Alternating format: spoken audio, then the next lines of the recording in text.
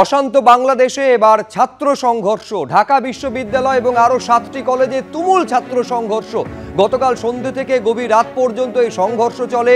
ঢাকার নীলক্ষেত এলাকায় বিভিন্ন ছাত্র গোষ্ঠীর মধ্যে সংঘর্ষ। ছবিটা একবার দেখুন।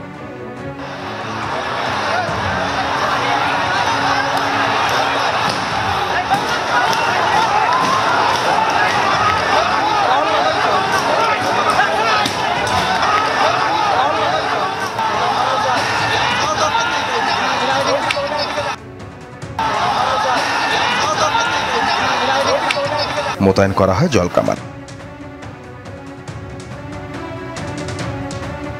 বিভিন্ন ছাত্র গোষ্ঠীর মধ্যে সংঘর্ষ চলে। গোলমাল থামাতে স্টান গ্রেনেড ব্যবহার করতে হয় পুলিশকে। সংঘর্ষে বহু ছাত্র জখম। ছাত্র ভর্তিতে অ্যাডমিশন টেস্টে কোটা পদ্ধতি তুলে দেওয়ার দাবিতে ছাত্র বিক্ষোভ।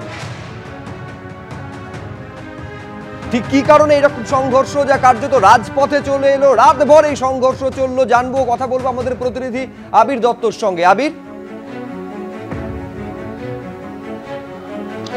দেখো, আমরা দেখলাম গতকাল গভীর রাত পর্যন্ত এই উত্তেজনার পরিস্থিতি ঢাকা বিশ্ববিদ্যালয় চত্বরে চললো এবং তারপরে রাজপথেও তার ছায়া কিন্তু পড়লো। এবং এর মূলত কারণ হিসাবে কোটা পদ্ধতির বিরুদ্ধে যে দাবিগুলো, সেই দাবিগুলোকে নিয়ে 7 কলেজের তরফ থেকে সেখানকার বেশ কিছু ছাত্রীরা তারা কিন্তু মূলত ছাত্ররাই তারা বিভিন্ন বিক্ষোভ করতে থাকে এবং তারা ঢাকা বিশ্ববিদ্যালয়ের কর্তৃপক্ষের সঙ্গে কথা বলতে গেলে তাদের সঙ্গে দুর্ব্যবহার করা হয়, তাদের অপমান করা হয় বলে অভিযোগ ওঠে।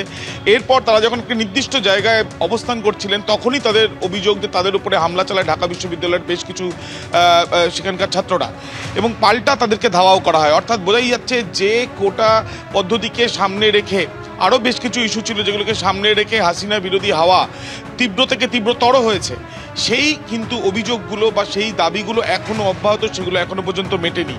একদিকে যেমন কলেজে এবং বিশ্ববিদ্যালয় প্রাঙ্গণে এই ধরনের পরিস্থিতি গতকাল গভীর রাত পর্যন্ত দেখা গেল যে ছাত্রছাত্রীরা, বিশেষ করে ছাত্ররা, দুই গোষ্ঠীর মধ্যে নিজেদের মধ্যে দেখা যাচ্ছে যে লাঠি হাতে চড়াও হওয়া এবং সেই পরিস্থিতি ভয়ঙ্কর আকার ধারণ করতে থাকে যত রাত গড়ায়। তার সঙ্গে আগুনও জ্বলতে বেশ কিছু জায়গায় দেখা যায় এবং রাস্তায় আগুন জ্বালিয়ে বিক্ষোভ করা হয়।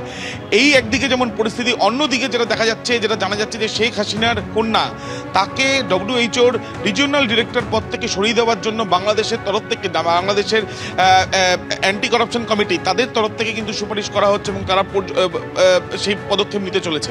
অর্থাৎ একদিকে অভ্যন্তরীণ বিষয়ে বেশ কিছু সমস্যা যেটা এখনো পর্যন্ত রয়ে গিয়েছে, যেটা অভ্যন্তরীণ সমস্যা মিটছে না এই যে অন্তর্বর্তী সরকার আসার পরেও। অন্যদিকে শেখ হাসিনার প্রতি তাদের যে ক্ষোভ, তাদের যে রাগ এবং শেখ হাসিনাকে সম্পূর্ণভাবে যাতে কনফিডেন্সও সম্পূর্ণভাবে যাতে ভেঙে দেওয়া যায়, সেই জন্য তার কন্যার উপরেও কিন্তু এবার আলাদাভাবে ব্যবস্থা এবং নেওয়ার একটা চেষ্টায় রয়েছে ওই অন্তর্বর্তী সরকার। এই SSCর তরফ থেকে মূলত শেখ হাসিনার কন্যার WHO থেকে, রিজিওনাল ডিরেক্টর থেকে তাকে যাতে সরিয়ে দেওয়া হয় এবং তার বিরুদ্ধে দুর্নীতির অভিযোগ নিয়ে আসা হয়েছে। একদিকে যেমন এই ছবি, অন্যদিকে পাকিস্তানের সঙ্গে বাংলাদেশের সখ্যতা আরও বাড়ছে।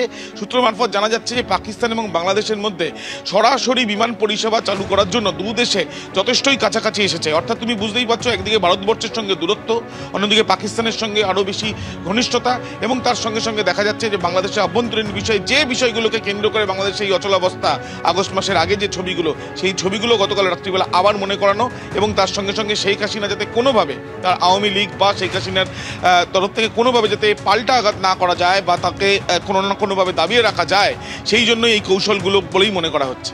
বেশ আবির, আপাতত তোমাকে ধন্যবাদ।